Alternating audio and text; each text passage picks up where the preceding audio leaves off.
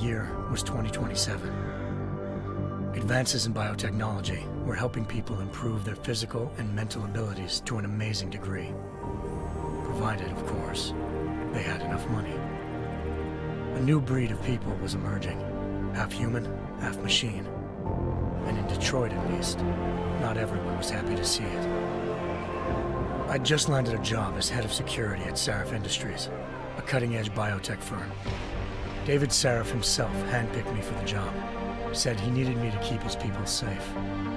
My ex, Megan Reed, was one of them. Brilliant neuroscientist, Megan had found a way to make augmentation safe and affordable for everyone. All she had to do was present her research to Congress. But the night before her big meeting, my security measures failed. A team of Black Op mercenaries stormed into Sarif headquarters, massacring everyone in sight. 3 of the mercs were heavily augmented walking tanks. Their mission? Take out Megan and her team. I tried to stop them, but their leader tossed me through a plate glass wall. Last thing I heard as his bullets slammed into my brain was Megan's dying scream. I should have died with her. Only I didn't. High-end military-grade enhancements saved my life. The best augmentation Sarif's money could buy. It took me half a year to get a feel for her. Should have taken longer. But 6 months into my recovery, Sarif Industries was attacked again. This time, by a radical group of pro-human purists. Violent, militant, and fanatically opposed to human augmentation. They claimed to be members of Humanity Front, a non-profit organization that wanted the UN to limit biotechnology research. The thugs broke into Sarif's factory and found machinists working overtime on a top-secret military augment called the Typhoon. Sarif sent me to retrieve it, and when I did, I found one of the so-called purists next to it, wired with cerebral implants, trying to download its classified specs. Obviously, something more was going on. The AUG killed himself before I could question him. Sarif ordered me to dig deeper, so with the help of Frank Pritchard, Sarif's head of cybersecurity, I did. Turns out a second hacker had been controlling the AUG's actions from somewhere off-site. Pritchard and I tracked his signal to a secret FEMA internment camp in Detroit. The Black Op mercenaries were there. The same mercs who'd left me for dead 6 months before. Figured they'd try again when they saw me. Wasn't so easy for them this time. I took out the tank named Barrett, even got him to give me a new lead. A penthouse apartment in China. Of course, we both knew it would be a trap in the end.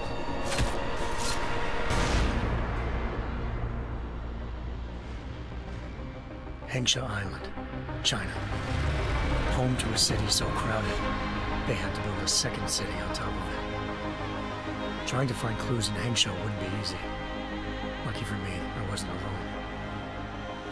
Farida Malik, Sarif Industries' ace pilot, had lived in Hengsha before.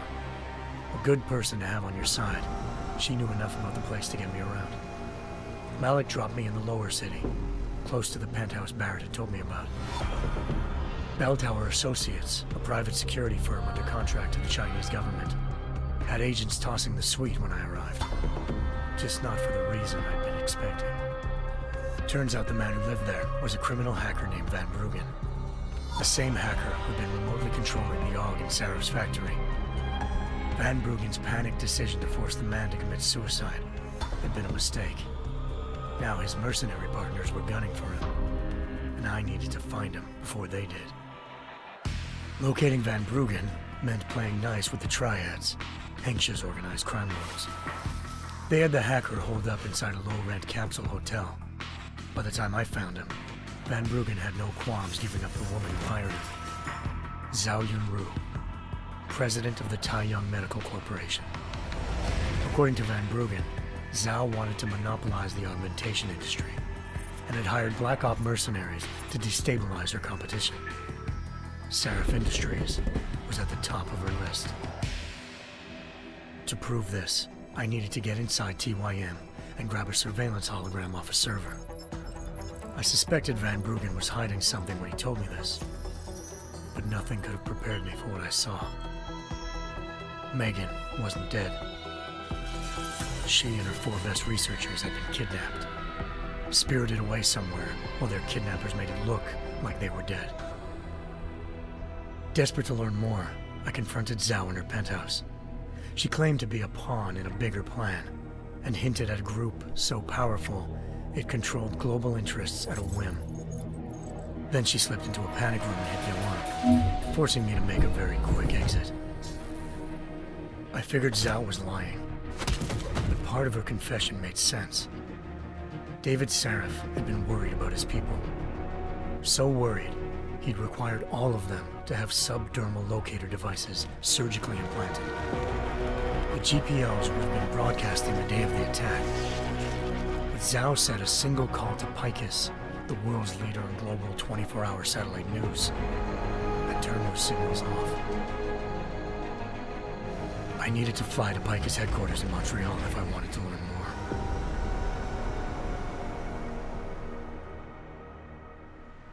Eliza Cassan, Picus Communications' First Lady of News.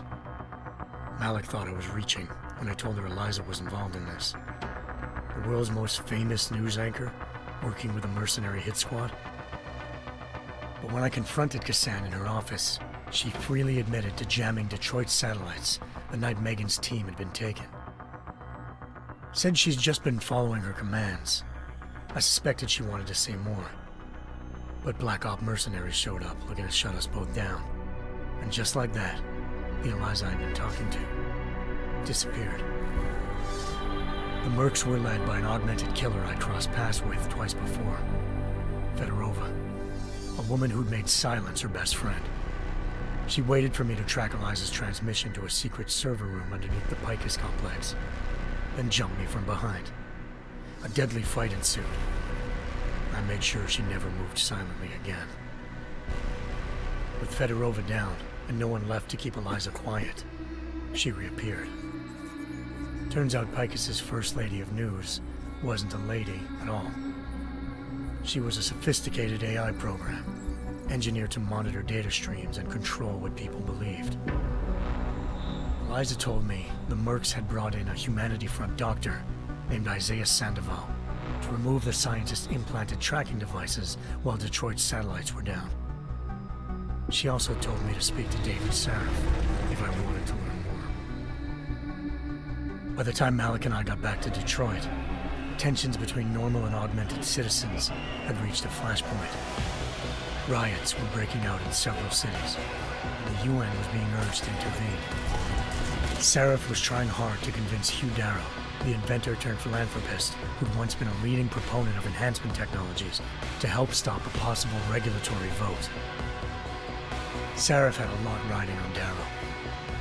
Megan's discovery would have given millions of people the chance to evolve beyond their normal human abilities, and at the same time catapulted Sarif Industries to the top of the Fortune 500. According to Sarif, Megan's kidnappers knew this, and didn't want people evolving unless they controlled how it was done. He called his enemies Illuminati, and urged me to keep searching. Determined to do so, I tracked down Sandoval via America's most outspoken augmentation opponent, Bill Taggart, Sandoval's boss and founder of Humanity Front. Sandoval admitted to operating on Megan's team when I confronted him, but said he hadn't removed their GPLs. He'd merely switched them to a different frequency. Pritchard was able to trace one of the signals to China. Malik and I immediately took off in pursuit. Unfortunately, the Illuminati were one step ahead.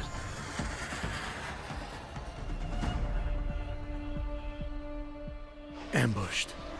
Shot out of the sky by Bell Tower Associates, seconds after entering Hengsha's airspace. Malik's piloting skills saved me. After a tense and bitter struggle, I escaped into Lower Hengsha. The tracking signal I was following led straight to the Triads, or more specifically, to the augmented arm of Tong Si-hung, leader of a gang of augmentation harvesters. Tong said they'd taken the arm off a corpse, which Bell Tower had left at their door, meaning at least one of Sarif's scientists was dead. Maybe not the rest of them, though. Tong pointed me to a port used for human trafficking and helped me slip aboard a bell tower ship. It was sailing to Rifleman Bank Station, a military base in the South China Sea. Bell Tower was holding kidnapped civilians as prisoners there, and using them to perfect the Hyron Project, a human-computer interface that left most of its test subjects dead. My search for Megan would have ended then, if not for a mysterious ally named Quinn. In exchange for my help exposing Bell Tower, he slipped me aboard a second ship headed to Singapore, and an Illuminati-run biotech facility called Omega Ranch. 3 of Seraph's scientists were there, forced by their captors to create a technology capable of remotely shutting down augmented abilities. Thanks to an emergency recall notice issued by the World Health Organization, millions of people all over the world already had the biochip installed. With the help of the scientists, I tracked Megan to a private section of the ranch. There, I ran into Yaron Namir, the walking tank who'd put a bullet in my brain the first time we met. He'd teamed up with Zhao and was hoping to catch me off guard. Their little ambush didn't work. I found Megan in a suite belonging to Hugh Darrow, the billionaire philanthropist who'd Seraph had called on for help. Darrow had convinced her to go along with the biochip plan by promising to sabotage the tech. As she was explaining this, Darrow appeared in a global broadcast, telling the world that augmentations would be the death of mankind. Then he activated the biochips to prove his point. All over the world, augmented people flew into a killing frenzy. Darrow had betrayed everyone, and it was up to me to set things right. To do it, I had to reach Panchaea, a massive installation in the Arctic Ocean. As I raced through corridors built by an all-augmented workforce, I saw death and destruction firsthand. By the time I shut down Darrow's broadcast, I knew the damage he'd done. Still, humanity's future remained unclear. How would the world react to this sabotage? Would people ever regain their faith in augmentations again? What would be the Illuminati's next move? Only time could give us the answers.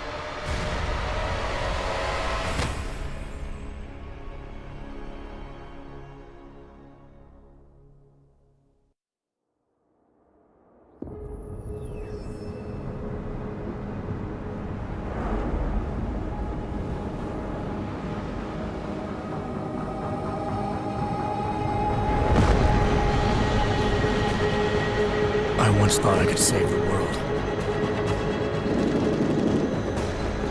Now look at it.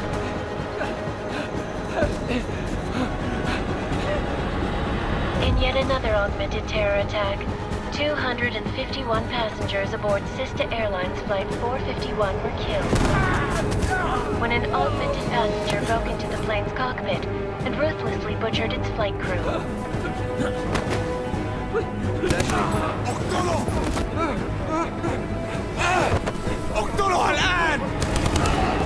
Details recovered from the black box recorder suggest that the man may have been suffering flashbacks to the AUG incident.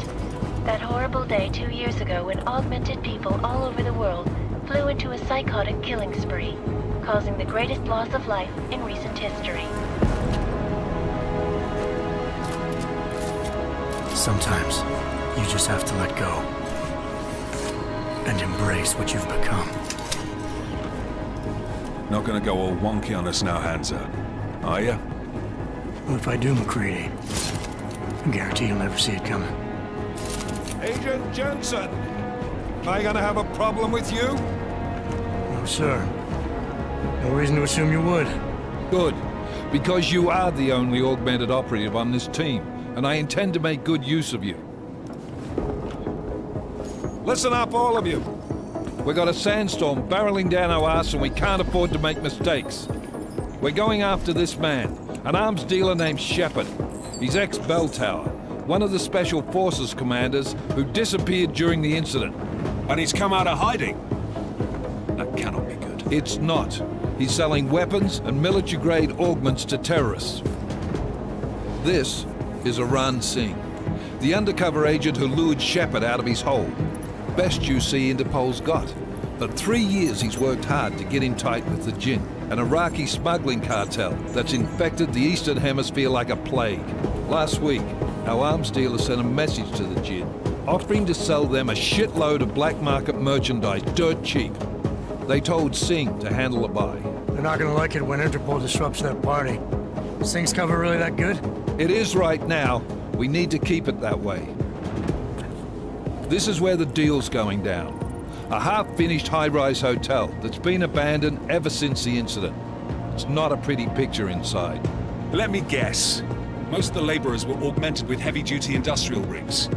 So when the incident hit, and they all went schizo, things got gruesome real fast. And no one, except for some homeless junkies, have been inside the place ever since. So what's the plan, Director?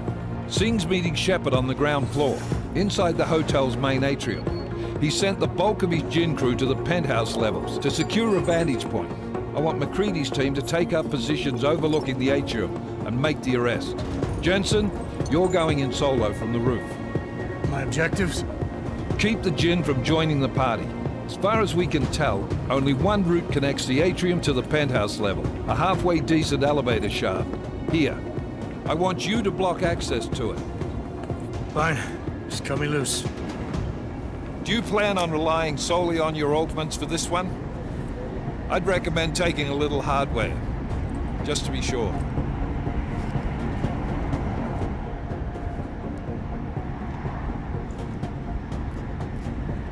I'm not leaving my 6 exposed. Give me something lethal. Your call, but Singh's undercover in all this. So watch your fucking sights. What about range? There's lots of wide spaces and high ceilings in there, but a number of tight and constrained rooms too. So it's a crapshoot, really.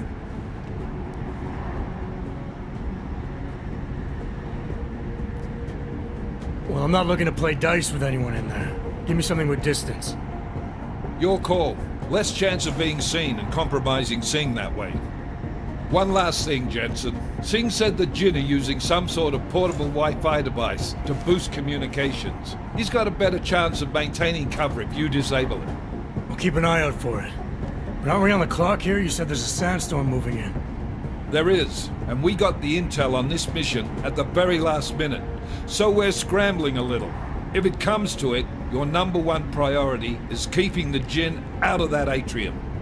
Copy that. Time to put away your heavy thoughts, gentlemen. We're approaching the target building. You're up first, Jensen. Let's do this. Task Force Actual. This is Knife Leader. Engage Hush drives and descend to Angels 1-5.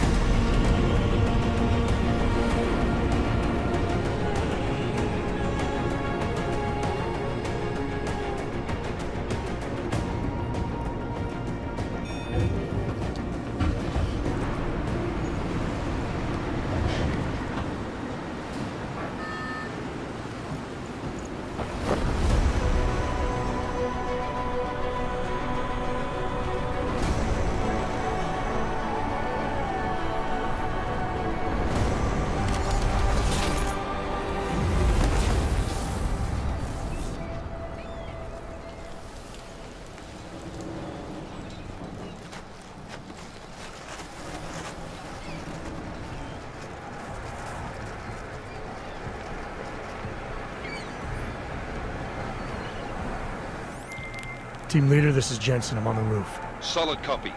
Move into the building. The access route you need to block is at the far end of the penthouses. And keep in mind, the direct route might not be the easiest one. Roger that. McCready will advise once his team is on the ground. Miller out.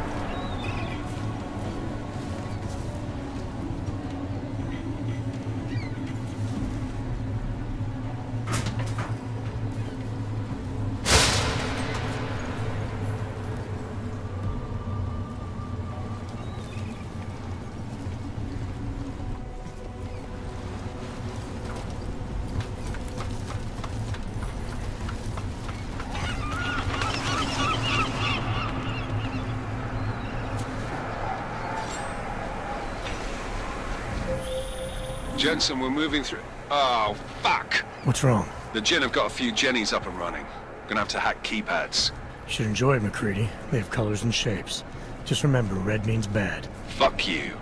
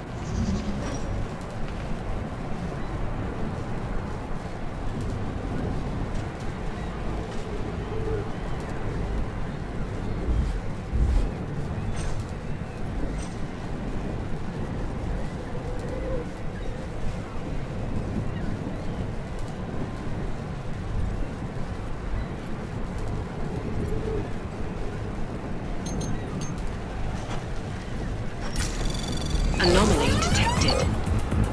Trace program initiated.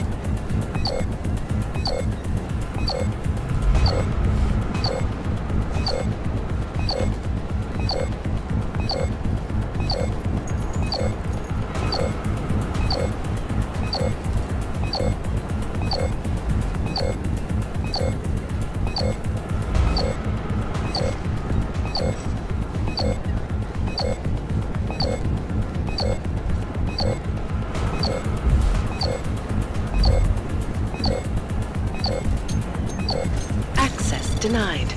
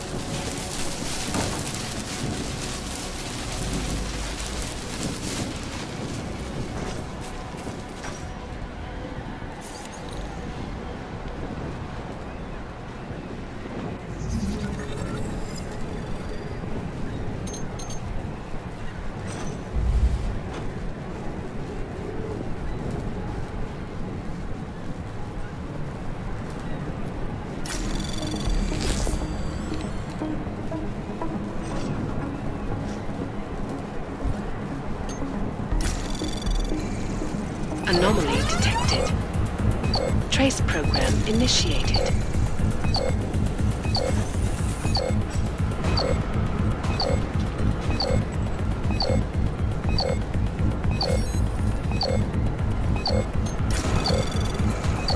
Access granted.